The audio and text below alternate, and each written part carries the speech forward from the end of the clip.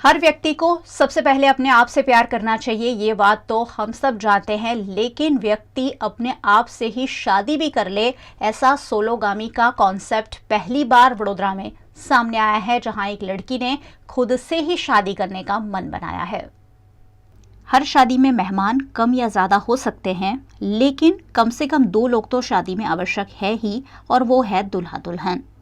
लेकिन वडोदरा में एक ऐसी शादी आयोजित होने जा रही है जिसमें दूल्हा ही नहीं है। एक लड़की दुल्हन बनकर खुद अपने आप के साथ ही शादी करने जा रही है।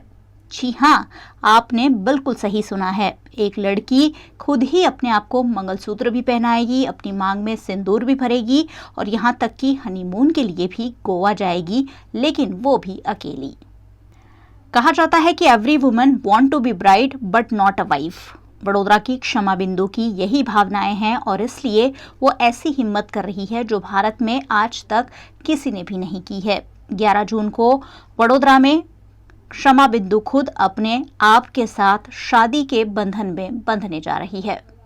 मैं बचपन से ही खुद से बहुत प्यार करती थी। बचपन से ही मैं खुद के साथ रहना चाहती थी। खुद को मैं वचने वादे दिया करती थी कि क्षमा, मैं तेरा हाथ कभी नहीं छोड़ूंगी, तुझे गिरने कभी नहीं दूंगी, तुझे उठा के चलती रहूंगी। मैं बड़ी हुई तो मुझे पता चला ये वचने में सही में शादी करते वक्त खुद को दे सकती हूँ। तो मैंने सोचा क्यों नहीं। एक्साइटमेंट तो बहुत ज़्यादा है। जैसा कि मैं कहती हूँ, शादी का जोड़ा जब मैंने पहना था मेरी आंखें नम हो गई थी, ये सोच के कि मैं खुद की शादी खुद से कर रही हूँ। तो ये मैं शब्दों में बयान नहीं कर सकती कि मैं कितनी ज़्यादा एक्साइटेड हूँ मेरी शादी के लिए। कि अगर कभी मुझे फ्यूचर में इच्छा होती है बच्चे की, या तो मैं अडॉप्ट करूँगी या तो मैं किसी NGO में बच्चों की सेवा करूँगी। 9 तारीख को मेरी मेहंदी होगी और 11 तारीख को मेरी सुबह हल्दी, शाम को शादी होगी।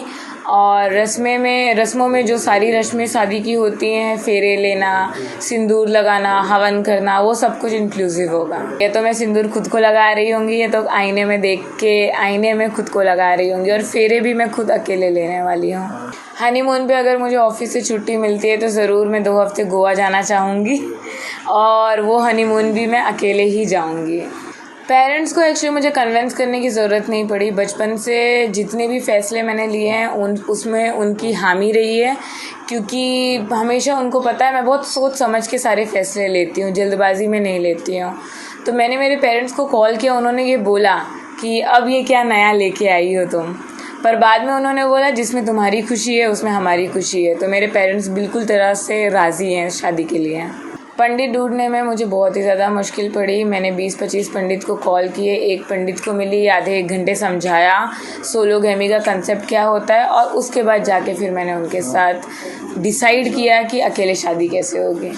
शॉपिंग में मैंने बहुत सारी चीज़ें ली। लहंगे लिया है, जो शादी का जोड़ा लिया है, कुर्ता लिया है, धोती लिया है और येलो कलर की साड़ी लिया है, क्योंकि ये पूरी हिंदू ट्रेडिशनल वेडिंग करने वाली हूँ मैं, जिसमें हल्दी, मेहंदी, संगीत, शादी सब कुछ होगा। खुद के साथ खुद की शादी करने का ख्याल तो मुझे बचपन से था। ये वापस किक हुआ जब मैंने Anne with an E web series देखा, जिसमें एक बात मेंशन की गई है कि मैं दुल्हन तो बनना चाहती हूँ पर किसी की बीवी नहीं। तो मुझे समझ में आया ये तो बिल्कुल मेरे साथ भी ऐसा ही है। मुझे रस्में बहुत पसंद है, हल्दी, मेहंदी, संगीत सब कुछ चाहिए, पर उसके अगले दिन क्या किसी और के घर में बीवी बन के रहना, वो मंजूर नहीं था मुझे। और फिर मुझे मन किया और मैंने फिर गूगल पे रिसर्च किया, can I marry my self, और मुझे सोलोगैमी के बारे में पता चला। जैसे ही मुझे सोलोगैमी के बारे में पता चला कि मैं खुद से शादी कर सकती हूँ, तो मैंने डिसाइड किया मैं खुद से शादी करने वाली हूँ। और 11 जून को मेरी शादी है, तो मैंने डिसाइड किया कि मैं खुद से शादी करूँगी।